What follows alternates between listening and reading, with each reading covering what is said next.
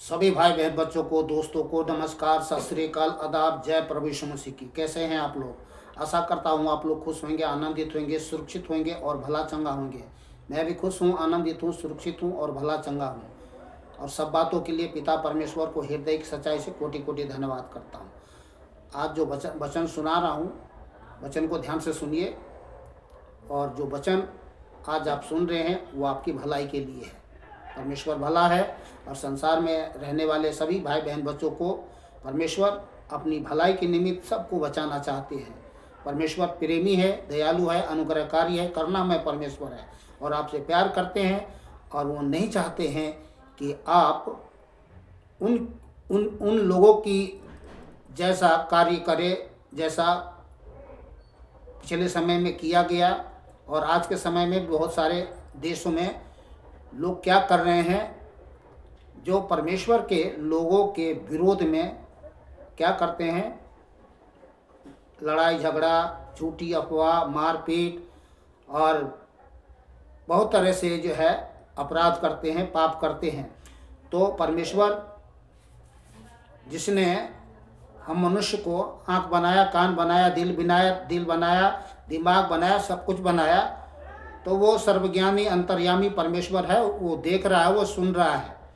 ठीक है, तो चलिए मैं आपको वचन पढ़ के सुना देता हूँ। प्रकाशित वाक्य 18 अध्याय 5 आयत। क्योंकि उसके पापों का ढेर स्वर्ग तक पहुँच गया है। किसके? जो परमेश्वर के लोगों के प्रति विरोध करते हैं, परमेश्वर के प्रति जो है लोग उल्टी सीधी बातें करते हैं मनुष्य जान करके, तो उनकी। क्योंकि उसके पापों का ढेर स्वर्ग तक पहुंच गया है और उसके अधर्म परमेश्वर को स्मरण आए हैं। उत्पत्ति 18 अध्याय 20 और 21 आयत। ज़्यादा लंबा नहीं, मैं 3 मिनट में ख़त्म करता हूँ इसको। फिर यहोवा परमेश्वर ने सदोम और अमोरा की चिल्लाहट बढ़ गई है और उनका पाप बहुत भारी हो गया है। इसलिए मैं उतर कर देखूंगा कि उसकी जैसी चिल्लाहट मेरे कान तक पहुंची है, उन्होंने ठीक वैसा ही काम किया है कि नहीं, और ना किया हो तो मैं उसे जान लूँगा। तो सदोम अमोरा के बारे में परमेश्वर के लोग तो आप जानते ही हैं। बाकी जो संसार में रहने वाले भाई बहन बच्चे लोग हैं वो आप लोग भी जान ले। उत्पत्ति 18 अध्याय में आप जान लेंगे कि सदोम अमोरा देश था जिसमें लोग क्या है, पाप की घृणात्मक जीवन जीते थे। और धर्मी नाम के तो व्यक्ति वहाँ कोई था ही नहीं। धर्मी थे कुछ लोग थे। थोड़ी देर के लिए मान लीजिए कि इब्राहिम का जो भतीजा था लूत, वो परमेश्वर का भय मानने वाला था, परमेश्वर को जानने और मानने वाला था, परमेश्वर की महिमा करने वाला था। और वहाँ परमेश्वर के महिमा जो लोग करते थे, आराधना करते थे, उपासना करते थे, परमेश्वर के कामों के वर्णन बड़ाई करते थे, तो उसके विरोध में लोग क्या करते थे, उल्टी सीधी बातें करते थे और बहुत तरह से बुरा व्यवहार भी करते थे। इस कारण से उसके अधर्म का और पाप का बोझ, पाप जो है ना, परमेश्वर के स्वर तक पहुंच गया। परमेश्वर बिना देरी किए हुए क्या हुआ, अपने स्वर्गदूतों को भेजा और उस देश से अपने लोगों को निकाल बाहर किया और उस देश का क्या कर दिया, विनाश कर दिया। तो आने वाले समय में ऐसा ही होने वाला है। जो आज किसी प्रकार से अगर आज परमेश्वर के लोगों के प्रति कोई